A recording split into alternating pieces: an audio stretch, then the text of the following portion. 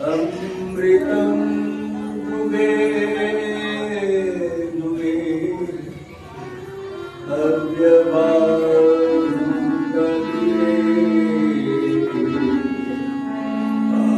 आयुर्मेडयं देवासश्च मर्तासश्च जागरं दिवो विश्वकविं नमसांसे अन्ति सन्तं न जातयन्ति सन्तं न पश्यति देवस्य पश्य काव्यम् न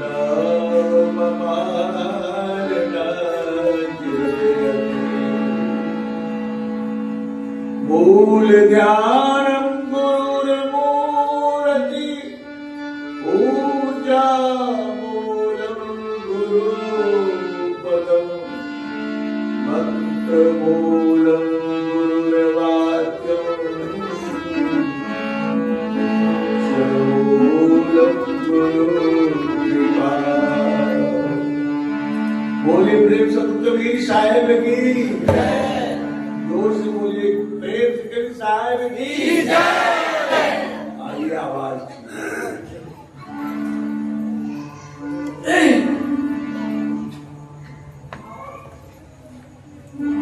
बहुत देर से हम आप वक्ताओं की आवाज भजनोपदेशक प्रेमी जन की आवाज सुन रहे थे।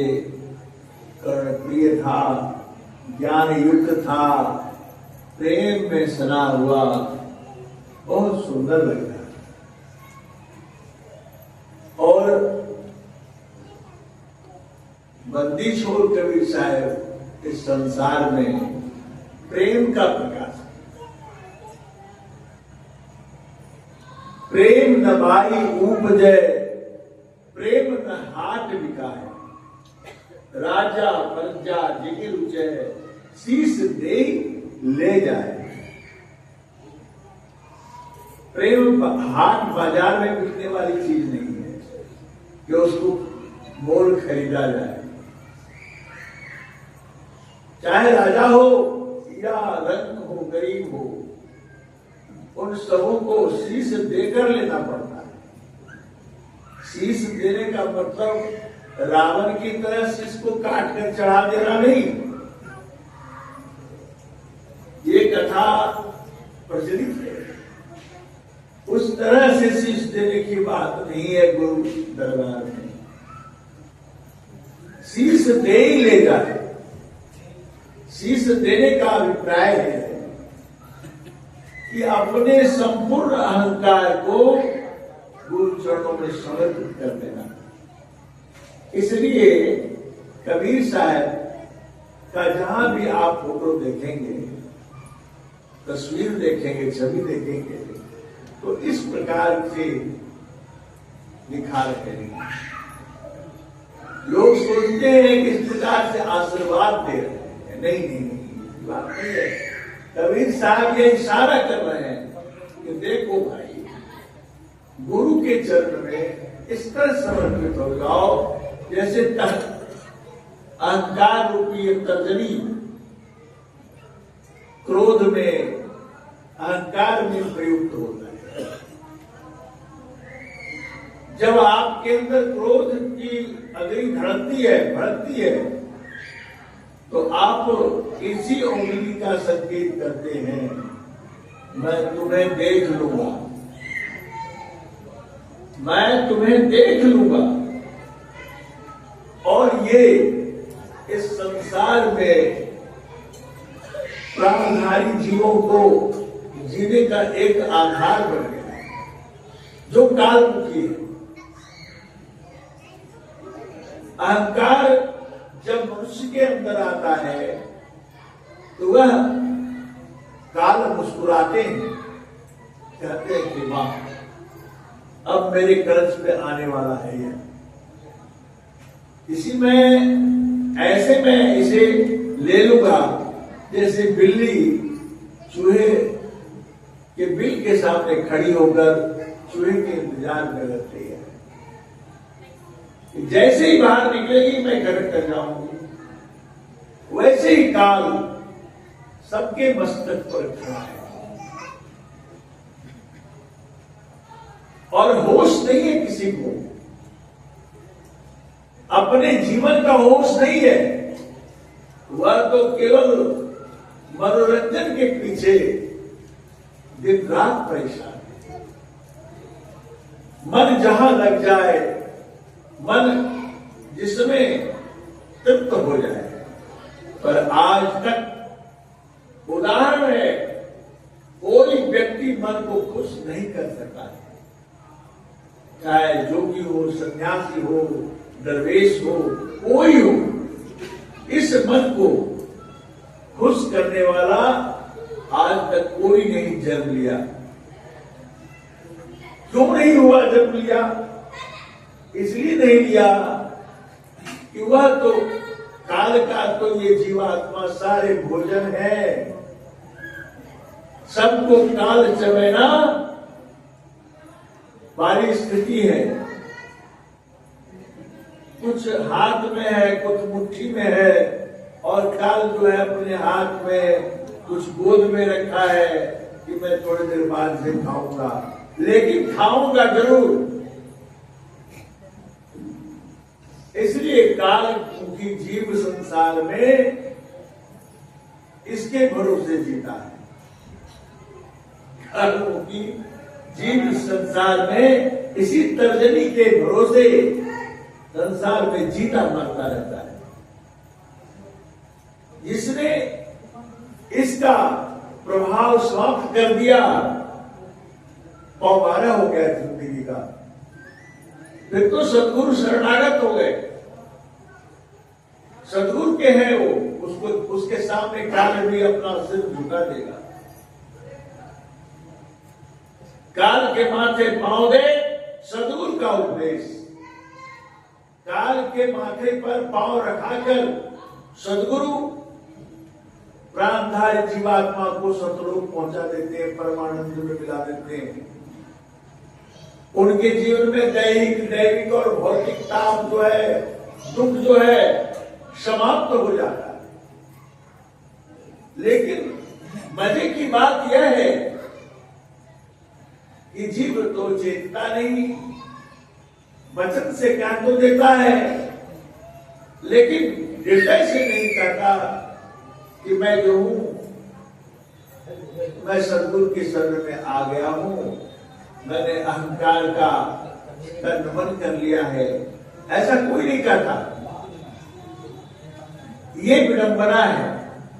तो सदगुरु ने, साहेबंदी छोड़ कबीर ने इन्हीं बातों को कहते हुए प्रेम प्रकाश किया।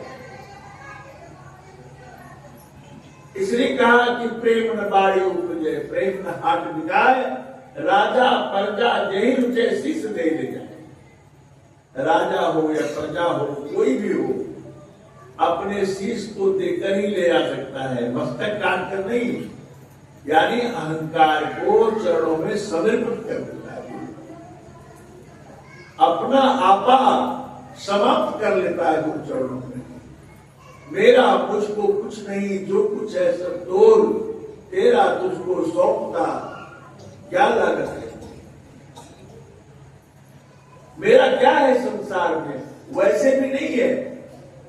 संसार के प्राणियों के साथ ने कहा, तेरा तुझको कुछ नहीं, जो कुछ है सब मोर।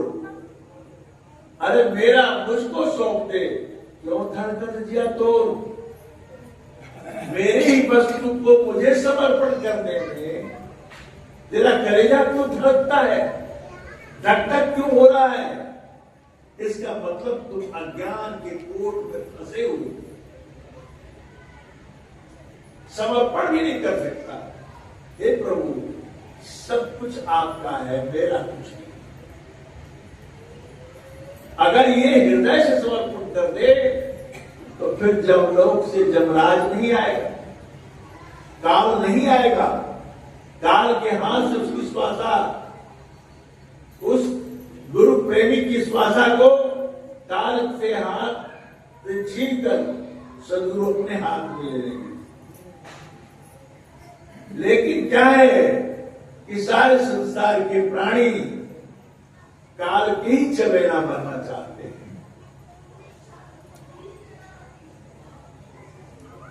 साहब ने संसार में प्राणियों को बहुत चिताया, बहुत समझाया।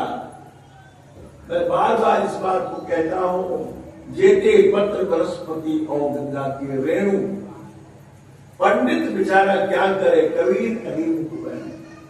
आज पंडितों के चक्कर में संसार के प्राणी पड़े हुए। पंडित जो कहेंगे वही सर्वोपरि सत्य है, लेकिन सर्वोपरि झूठ है, एक भी सत्य नहीं है। कबीर साहब ने कहा, पंडित बात बदे सो झूठा, राम कहे जगत गति पावे, खावड़ कहे मुख पीठा। पंडित जी, राम को कहने से, राम राम जपने से अगर जीव तर जाता है, उद्धार हो जाता है, तो मैं कहता हूं खाड़ खाड़ कहूं, मेरा मुंह मीठा हो जाए। खाड़ खाड़ कहने में, खाड़ का मतलब होता है गुड़। गुड़ गुड़ कहने से अगर मुंह में लाल फूटने लगे और उसका स्वाद अंदर टपकना शुरू हो जाए तो ठीक है, मैं कहूंगा कि राम राम राम राम राम राम। आज तक राम राम कहने वाले कोई उद्धार नहीं हुए, सच्ची बात ये है।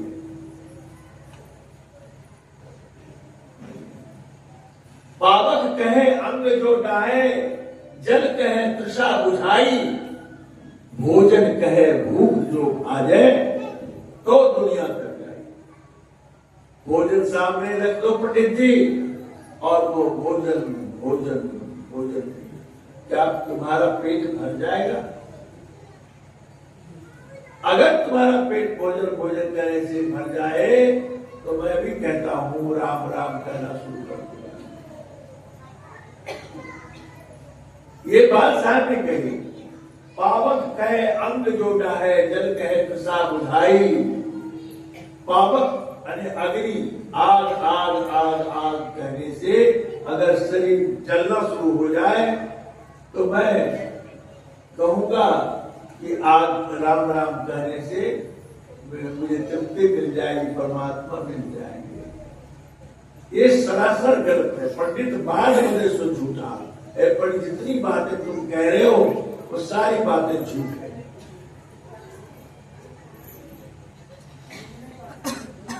जल कहे तृषा बुझाई, जल जल कहने से गिलास में पानी रख दो, जल ना पियो, कहोगे जल जल जल जल और प्यास बुझ जाए। ऐसा नहीं होता है। इस तरह से साहब ने हजारों लाखों करोड़ों असंख्य बारियां कही।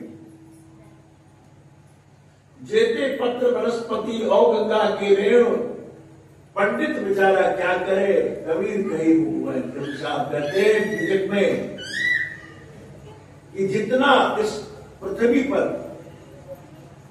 वृक्ष हैं, वनस्पतियां हैं, जितने पत्ते हैं,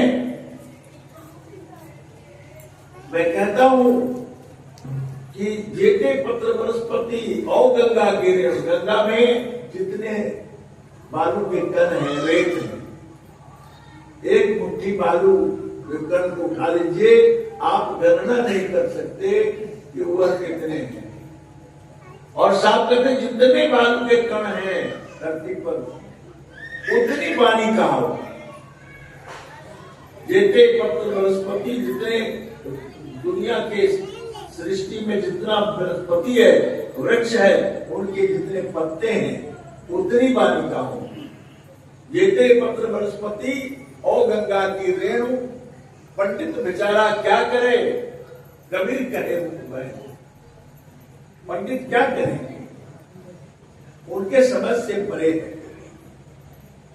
इसलिए इस बात को समझना है कि मुख से जपने से जीवन में लाभ नहीं होता।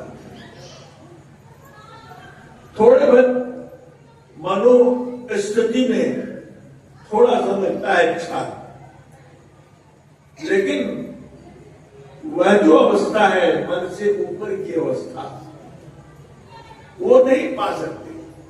और जब तक मन से ऊपर नहीं उठ जाते तब तक जीवन में कोई कल्याण नहीं। मन के मते न चालिए, मन है पक्का चोर। मन के मते चलने से मन इतना बड़ा चोर है कि हमेशा दगा देता रहा है, जन्म जन्मांतर से दगा ही दे रहा है।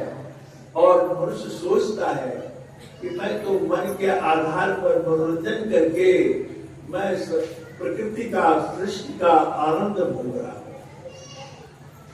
वो आनंद नहीं है, वो दुख का द्वार खोल रहे हैं। दुख का द्वार खोल रहे। सपोज में आपकी ललक है हमें पुत्र हो जाए, ये कहां से ललक है? मन की है।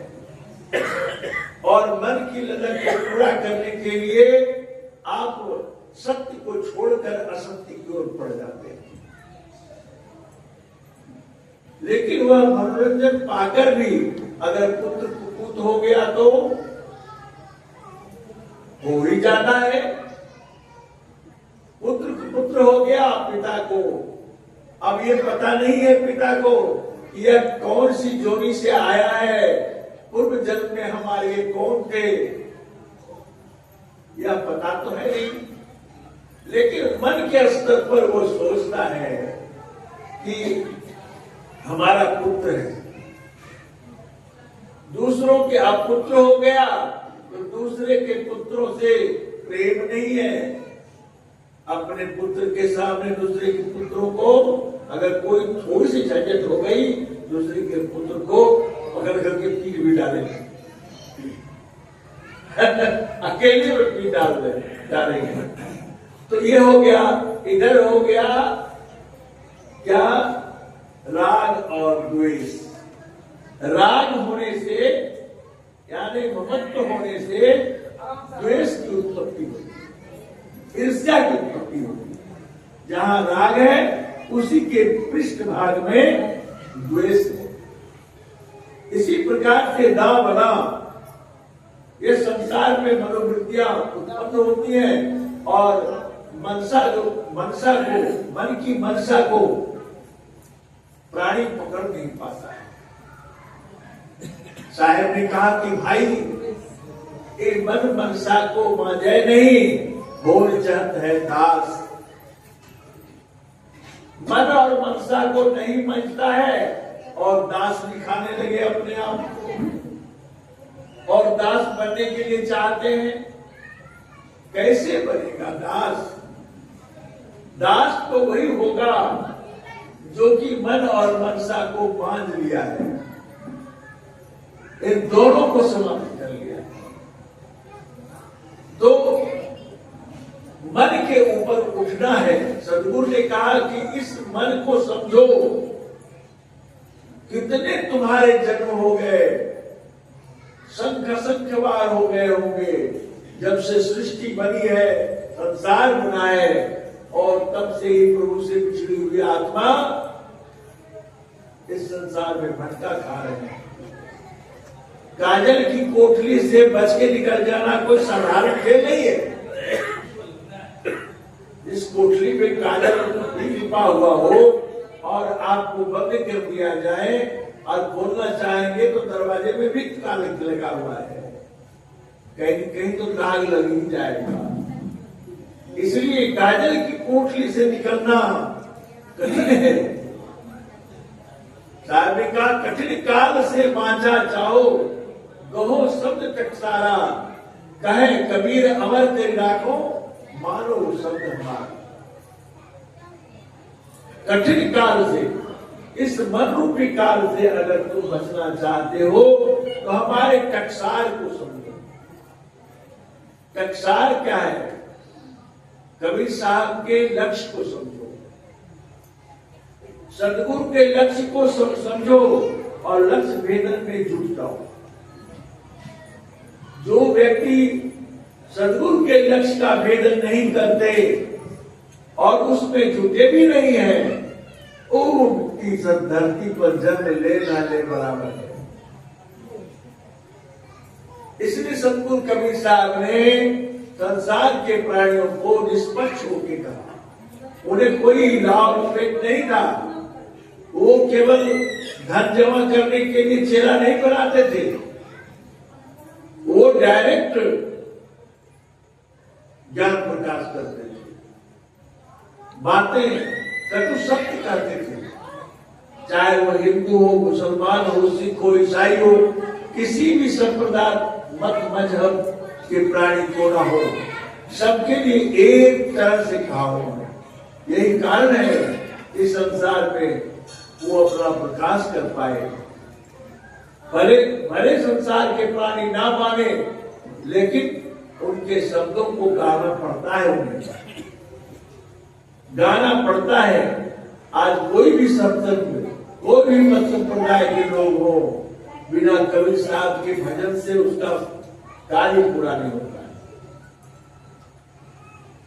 इसलिए सदगुरु कबीर साहब कितनी शाखाएं बन गई, कितने मत मजहब फिरके बन गए, कबीर साहब के शब्दों को तोड़ मरोड़ कर व्यक्त करते हैं और अपना सिक्का जमाना चाहते हैं। कबीर साहब की बातें सीधी है, इसलिए कबीर साहब की बात को समझने का प्रयास करें। कबीर साहब साफ शब्दों में कह रहे हैं, मैं एक शब्द सुनाता हूं। सदगुरु चरण भजस मन मूरख, सदगुरु चरण भजस मन मूरख, काजल जन्म गवावस रे, सदगुरु चरण भजस मन मूरख, काजल जन्म गवावस रे, सदगुरु चरण भजस मन मूरख, काजल जन्म गवावस रे, कर परतीत जपस उरियांतर, कर परतीत जपस उरियांतर, निस दिन ध्यान लगावस रे, सदगुरु चरण भजस मन मूरख, काजल जन्म गवावस रे, द्वादश कोस बसत तेरा साहिब, द्वादश कोस बसत तेरा साहिब, तहाँ सूरति ठहरावस रे, सदगुरु चरण भजस मन मूरख, काजल जन्म गवावस रे।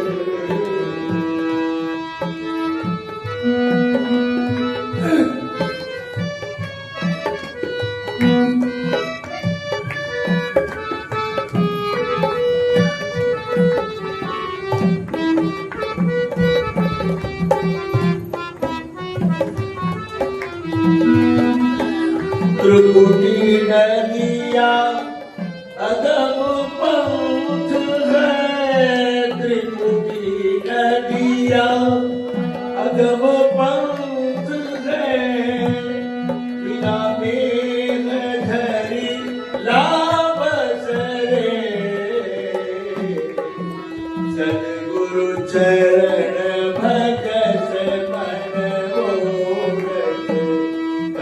काजल जन्म गवावस रे कर पर दीन जपस उरिया कर पर दीन जपस उरिया कर इस दिन ध्यान लगावस रे सद्गुरु चरण भजन मन मूरत काजल जन्म गवावस रे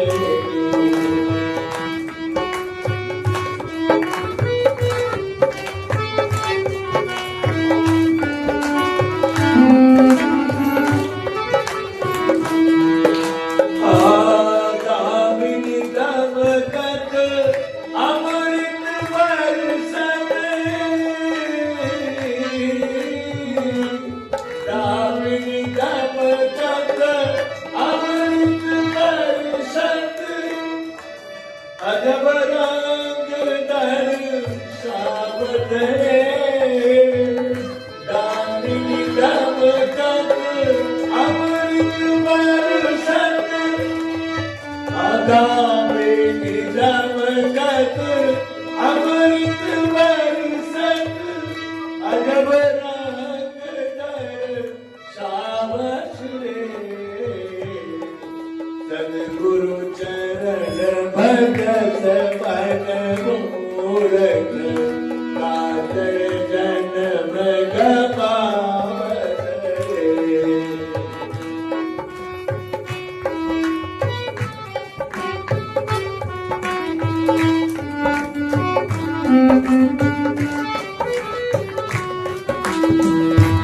पिघला पिघला सुख मनि सोधस पिघला पिघला सुख मनि से घस जब मंदिर उठी आवस रे पिघला पिघला सुख मनि से घस फूल चक्र जब मंदिर उठी धावस रे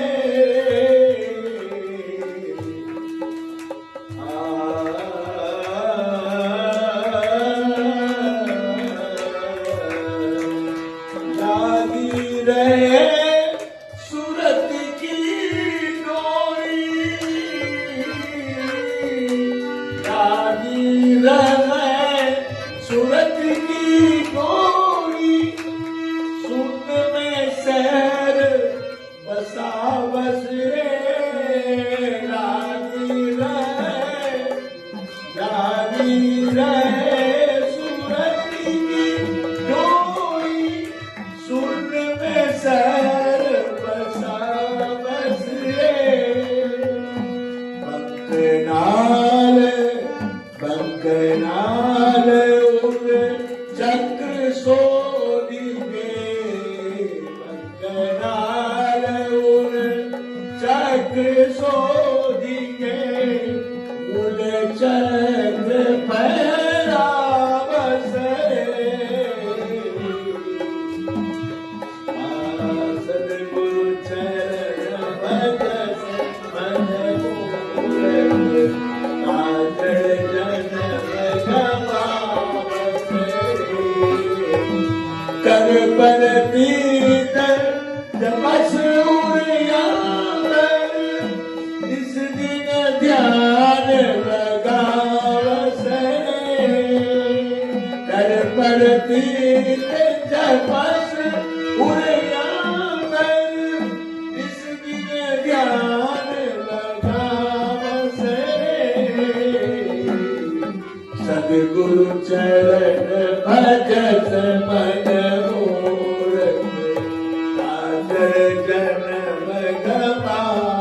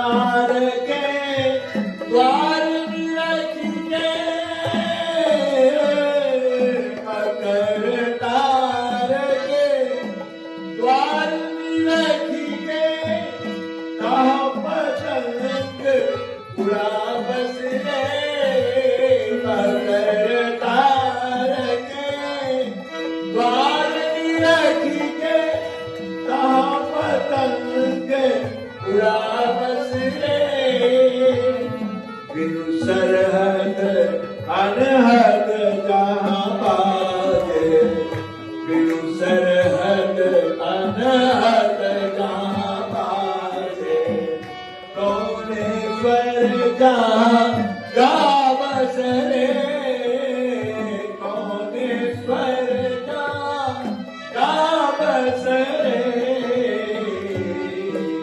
कहे कबीर सदगुरु पूरे से कहे कबीर सदगुरु पूरे से जो परिचय सो पावस रे कहे कबीर सदगुरु पूरे से जो परिचय सो पावस रे सदगुरु चरण भजस मन मूरख सदगुरु चरण भजस मन मूरख काजल जन्म गवावस रे ओ काजल जन्म गवावस रे सब साहेब बत्तगी साहेब बत्ती छोड़ साहेब कितना खुलासा किया। अब इससे बड़ा खुलासा दुनिया में कोई शब्द नहीं कर सकता। जो भी कहा है कबीर साहब का ही फॉलो किया। इसलिए इन बातों को जरूर सुने समझें। सदगुरु चरण भजस मन मूरख का जड़ जन्म गवावस जड़ मरे मृतक के समान निर्जीव जड़ क्या है? प्रकृति जड़। आप प्रकृति के चादर को ओढ़ करके मनुष्य शरीर में सुशोभित हो रहे हैं। यह प्रकृति है, यह जड़ है और आप चेतन है। चेतन आत्मा जड़ आवरण को ओढ़कर सुसज्जित हो रहे हैं, इठलाते हैं, बल खाते हैं, गुमान करते हैं, नाना प्रकार की उपलब्धियों के पीछे बावला बना फिरते हैं। फिर ये कमी हो गई तो बेचैन हो जाते हैं, फिर पूर्ति हो गई तो खुश हो जाते हैं। आहा क्या बात है। ये स्थिति संसार के प्राणियों की है। थोड़ी सी संपदा, थोड़ी सी वस्तुओं की प्राप्ति उपलब्धि में गदगद हो जाते हैं। अरे भाई तार साहब ने क्या मांगू कछु कीर्तन होई, देखत नैन चले जग जाए। लंका सुकोट समुद्र सुखाई, जा रावण के खबर न करे। 1 लाख पूत 1.25 लाख नाती, जा रावण घर दिया न बाती। क्या हो गया? रावण का चित्त भी हो गया। इसलिए संसार के वस्तुओं पर गुमान करना नीरी मूर्खता है।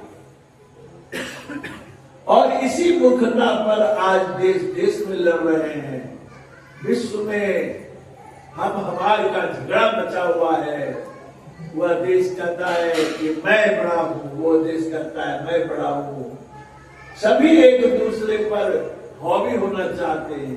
घर घर में हॉबी है, पति पत्नी से हॉबी है, पति पत्नी से हॉबी है, बाप बेटे से पर हॉबी है, बेटा बाप से हॉबी है, भाई भाई से हॉबी है तो भाई भाई से हॉबी है। एवं प्रकार से मन के मते चालिए मन है पक्का छोड़ो। आपको यह भान नहीं है कि मन का साम्राज्य क्या है। जब तक इस भूलभुलैया में रहेंगे और यह मन आपको मार मार कर खाते रहेगा। कितना खा गया है जीव को। या कार्य ने समझन खाया, सदगुरु देख डरी, मेरे गुरु ने दीनी नाम जड़ी। सो जड़ी मोहे प्यार लगे तुम्हें अमृत सतगुरी। मेरे गुरु ने देखी अमृत नाम। सदगुरु को देखते ही वो डर जाता है। जो काल संसार को खाता है, संसार का प्राणी उसका आहार है, वह सदगुरु को देखकर ही डर जाता है। ऐसी बात नहीं है कि मनुष्यों में संकल्प सिद्धि शक्ति नहीं है, पर इस निरंजन ने, इस काल ने सारे मनुष्यों को ये अंदर की संकल्प शक्ति को मृत प्राय कर दिया, जगने ही नहीं देता। तो जब तक सदगुरु का प्रकाश नहीं प्राप्त होगा, गुरु ज्ञान में विलोम नहीं करेंगे, तब तक तो यह आपको कभी होश में आने नहीं देगा। इसलिए साहब कहते हैं कि सदगुरु चरण भजस मन मूर्ख, काजड़ जन्म गवावस रे। ये जड़ जन्म को क्या गवा रहे हो अपने जीवन को? सदगुरु चरण भजस मन मूर्ख। सदगुरु के चरण को समझे, कहां है सदगुरु का चरण? और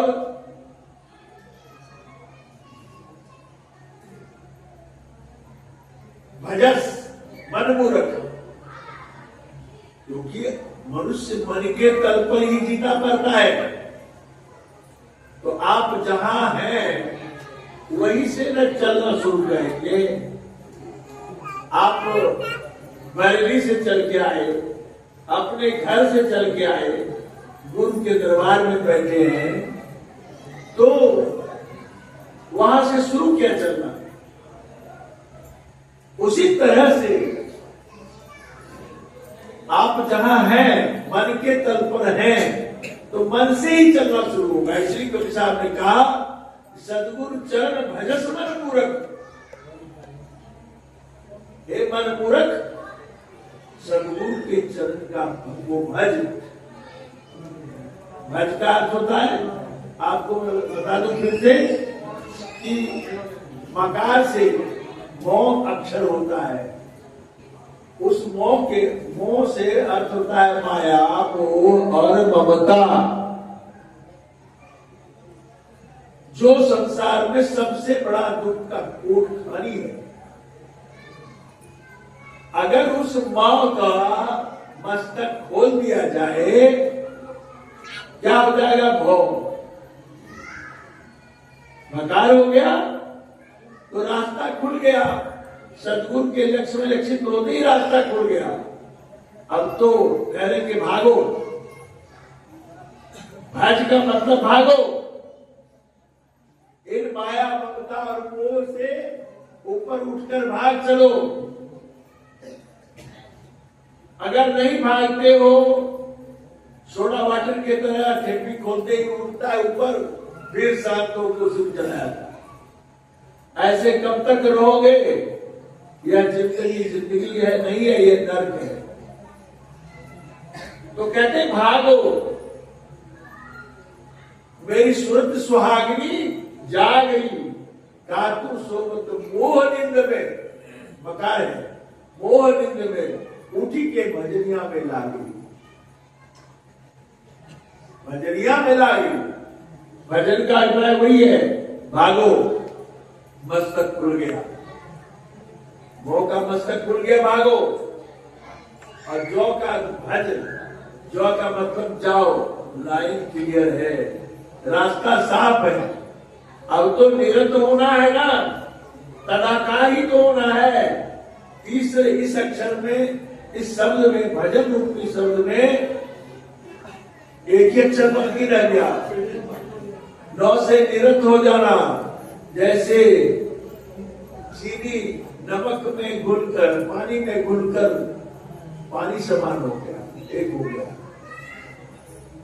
वैसे निरंत हो जाओ, तदाकार हो जाओ उस परमानंद में, प्रभु में निराकार निरंत हो जाओ। तो वह अवस्था आने के लिए सब शायद कहते हैं कि भजस मन मूर्ख। हे मन, तू भजस भज का जड़ जन्म गवावस रे, क्या जड़ जन जीवन को जीने हो, ऐसे शायद बता रहे हैं। और कर प्रतीत जपस उर अंतर, प्रतीति का मतलब होता है विश्वास, सदगुरु में गुरु में विश्वास। कर प्रतीत जपस उर अंतर, जपते हो तो उर अंतर, अपने अंतर में चलकर जपो, अपने अंतर में चलकर जपो, जिस दिन ध्यान लगाओ उसे। अब 1 घंटा बैठकर ध्यान लगा लिया, अब दिन भर मन विषयों में घूमता रहा, चक्कर खाता रहा, 9-6 का मामला बनाता रहा, 1 घंटे में क्या हो जाएगा? बस नींद आएगी और कुछ नहीं होगा। वो नहीं चाहते हैं, बैठने की कोई जरूरत नहीं है। सावधान, ये कार्य सावधान हो जाओ, यह है जपस पूर्ण अंतर। जिस दिन ध्यान लगाओ शरीर, जिस दिन ध्यान लगाओ, पल पल क्षण क्षण ध्यान में रहो। जहां गुरु उपदेश कर देते हैं, जिस द्वार को खोलने का तरकीब बता देते हैं, उसमें जो है आप हमेशा निरत रहो।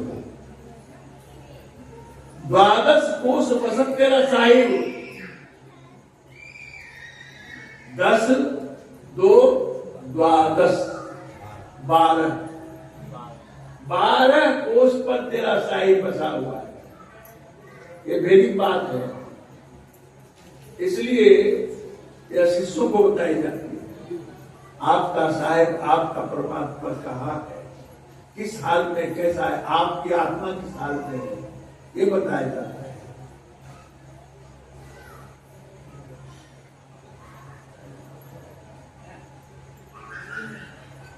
जिस दिन ध्यान लगावस रे, 12 कोस बसंत तेरा साहिब, कहा सुरति ठहरावस।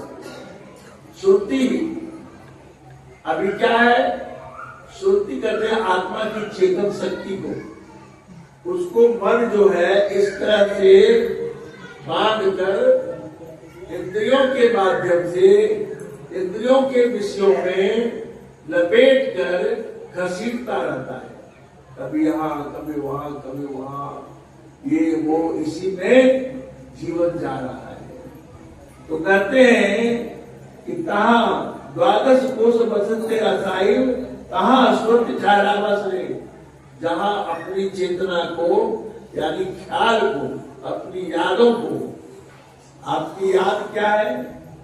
याद तो आपकी ऐसी है कि जैसे आप रेगिस्तान में, राजस्थान के रेगिस्तान में रेत के बीच अगर फंस जाए कोई, और कहीं हवाएं चल पड़ी, तो वह भाग भी नहीं पाएगा, और उसके ऊपर पहाड़ के समान रेत बैठ जाएगा और भीतर में रक्त बन जाएगा।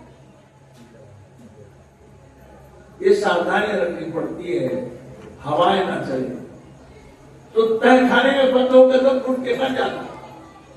उसी तरह से आपकी चेतना, आपकी सुरति को जो है इन प्राकृतिक वहां में, प्राकृतिक शिकंजे में और जीवन मरण के चक्र में, जन्मत मरण दूसरा दुख हुई, तो ये स्थिति बनती है कि आपकी चेतना उसके अंदर दब के रह गई। उस चेतना को जगाएगा कौन? उस रेत को हटाएगा कौन? वह सदगुरु कृपा ही केवल, वह गुरु कृपा से ही होता है, ऐसे नहीं होता। फिर हवाएं चलेगी और सारे रेत हट जाएंगे और आपकी सुरति सजग हो जाएगी। आपकी सुरति जब जगेगी तो आप देखेंगे अपने ही जीवन हाल को, अगले पिछले जन्म में हम कौन थे, ये मेरे पुत्र परिजन कौन थे, कहां से आए हैं, तब शांत हो जाएगा आपका मन चित्त। अभी तो अंधेरा में है, अंधेरे में जीवन जी रहे हैं। ये मेरा बेटा है, ये मेरी पत्नी है, ये मेरा घर है, ये मेरा द्वार है, वो दूसरे का है, हटाओ। तरह तरह की बातें दिल में संजो करके संसार के काल चक्र में फंस करके जी मर रहे हैं। वह होश समझ आए, क्योंकि आपकी चेतना जो दबी हुई है तो वह जग चुकी है। चेतन सुरति भड़कने जागी, भड़क से जग गई चेतन एक ही बार सदगुरु कृपा केवल। और द्वादश कोश बसंते रसायन कहां सुरत रहे, वहां कहते वहां पर अपनी सूरत को, अपने ख्याल को ठहराओ। सदगुरु गुरु ने आपको जो घेर दिया है उसमें अपने सूरत को रखो, लगाओ, तभी आपके जीवन को पौधा लगा, अन्यथा नहीं। कहते हैं त्रिकुटी नदिया अगम पंथ है, बिना पेड़ जल लावस रे। त्रिकुटी है, 6 त्रिकुटी है।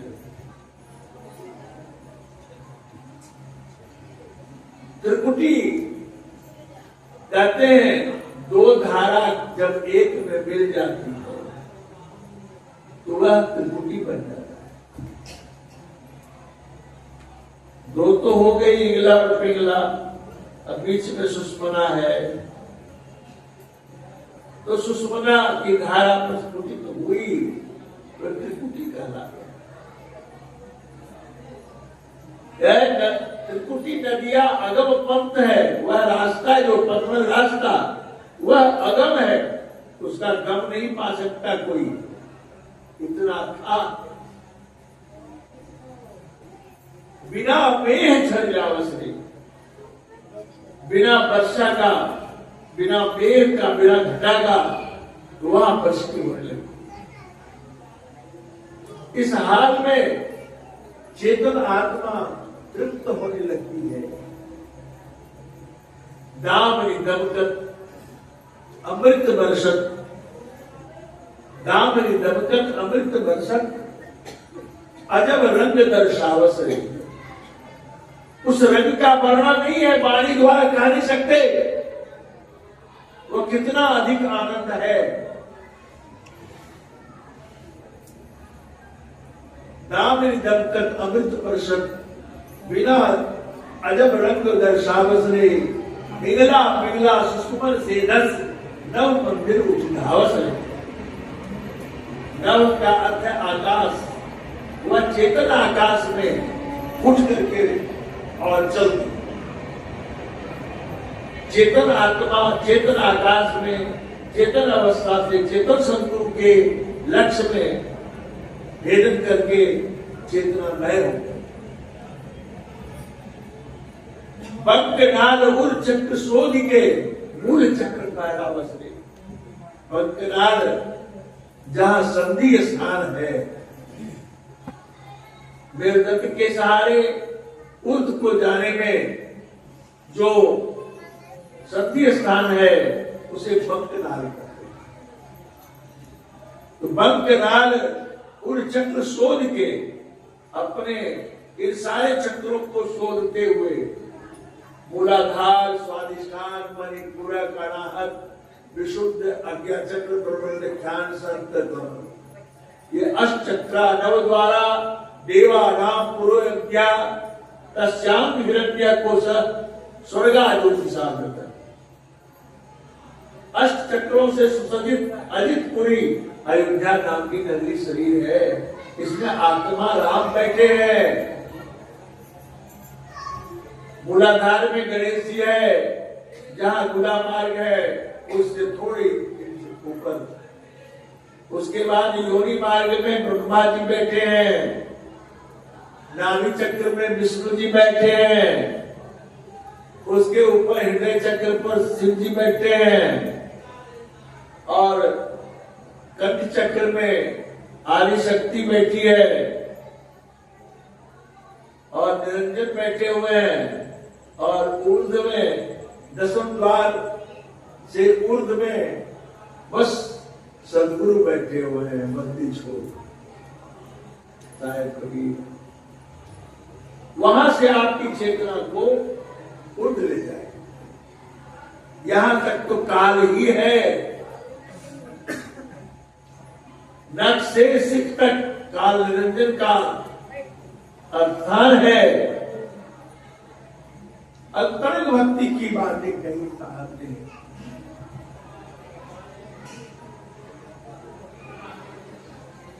लागी रहे सुरत की डोरी, शून्य में सहर बसा बस रहे। वह सुरत जो है आपकी चेतना की डोर लगी हुए पकड़दार रूप से, और जैसे मकड़ी चढ़ जाती है जाल में फंसा के किसी जीव को अपना भोजन बनाकर लटक करके नीचे झूलती रहती है। जब कोई भोजन उसका उसमें आके फंस जाता है तो चट से पकड़ता से चढ़ करके अपना तृप्त हो जाती है। गुरु साहब ने उसका एक उदाहरण दिया। वह उसी तरह से आपकी चेतना उस लोक को चली जाती है, सतलोक को, परमानंद लोक को चली जाती है, चेतन लोक को चली जाती है। तो मकर तार के द्वार निरख के कहा पतंग उड़ा बस रहे। अब मकर तार का जो मार्ग मिल गया तो पतंग उड़ाओ, थपका हाथ में रखो और मस्त रहो, जीवन मुक्त होकर के संसार में चलो। खाओ पियो, चखो मत, देखो ताको तको मत, भोगो भागो लगो मत, संसार में रहते हुए संसार से परे हो। ये भक्ति का मूल स्रोत है। बिन सरहद अनहद जहां बरसे बाजे, कौन स्वर जन गावस रे। बिना सरहद का अनहद बजता है। और कौन सा स्वर है जो गुंजायमान हो रहा है अंतर के उस अंतिमता में। कहे कबीर सदगुरु पूरे से जो परिचय सो पावे। कहते साहब कि जिसका गुरु पूरा है वह इस परिचय को बताता है। कहे कबीर सदगुरु पूरे से जो परिचय जो पावस रे, वह परिचय करा देते हैं और वो पा लेता है। लेकिन इसके लिए कसौटी है, गुरु को अपना संपूर्ण मन दे देना पड़ेगा, और न कि बस मन के मते ही चल रहे हैं, मेरा जो मन आता सो करते हैं, गुरु गए बाहर में।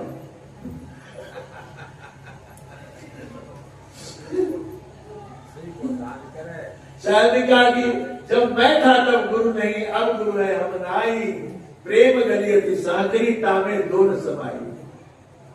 जब मैं था तो गुरु कहाँ था? मैं तो हूं, मैं बुद्धिमान हूं, मैं बलवान हूं, मैं अच्छा चिंतक हूं, मेरे पास समृद्धि है, मेरे पास सब कुछ है, विद्या है, बाहुबल है, सारे वस्तु तो हमारे पास है ही। उसका अंतःकरण से भाव नहीं गया। बाहर से तो भले समर्पण है, लेकिन अंतःकरण से भाव नहीं गया। अंतर से गुरु को नहीं पहचाना कि गुरु क्या चीज है, तो वही का वही है। गुरु चिताते हैं बार बार कि भाई परखो समझो, लिखो, जीवन का सत्य समझो। लेकिन संसार के प्राणी जहां है वही मस्त है, जो कर रहे हैं वही अच्छा है, तो मन के मते चलते हैं। तो संसार का कैसे उद्धार हो? शायद इसीलिए कहा कि भाई ये जो है आप इतनी बारी हमने कह दी, वाणी तो इतनी कही जितनी मारो रेत, इस संसारी जीव को तरीके लागी एक माने हित में काम नहीं आया। क्यों? इतनी बारी कहा हमने कि जितनी धरती में बालू का कण है, असंसारी जीव को तरीके हेतु नहीं आया, क्योंकि संसारी है, संसारग्रस्त है, मन की चंगुल में फंस करके मन ही में रहता है। अब मैं कहता हूं कि मन के ऊपर चलो, इधर आना ही नहीं चाहता। तो साहब ने कहा भाई ठीक है, नहीं चलते हो, लेकिन सेवा भजन खूब करो।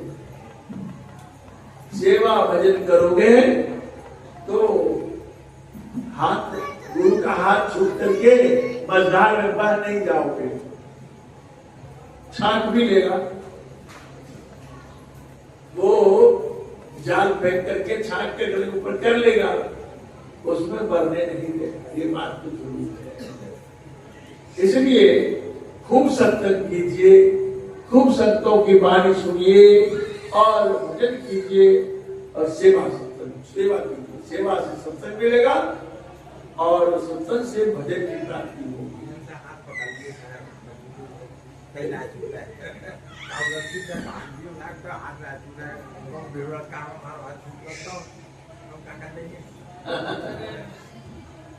नहीं ठीक है, हाथ तो पकड़ने के लिए मैं तैयार हूँ।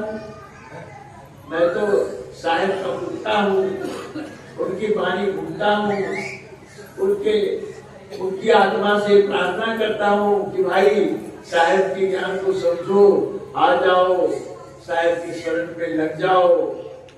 तो लगने के बाद ही तो कुछ हो सकता है, ऐसे तो नहीं है। तो यही बात है, मेरा क्या है, मैं तो कुछ, मुझे कोई काम नहीं, जैसे साहब रखते हैं वैसे रहता हूं। इसलिए आप सबों से मेरी प्रार्थना है कि आप सभी इन बातों को विचार करेंगे। 7 बज गए हैं, अब 7 बजे समाप्त होने का कार्यक्रम था। अब अपनी वाणी को मैं विराम देता हूँ। आपकी शांति पाठ वगैरह करके उसके बाद भोजन की तैयारी हो गई है। आप लोग भोजन प्रसाद पाएंगे और भोजन प्रसाद पाके रात्रि विश्राम करके सवेरे जाओगे। जिनको जाना होगा वो अपन चले जाएंगे, क्योंकि आज का सत्संग पूर्ण है। साहेब भक्त की साहेब।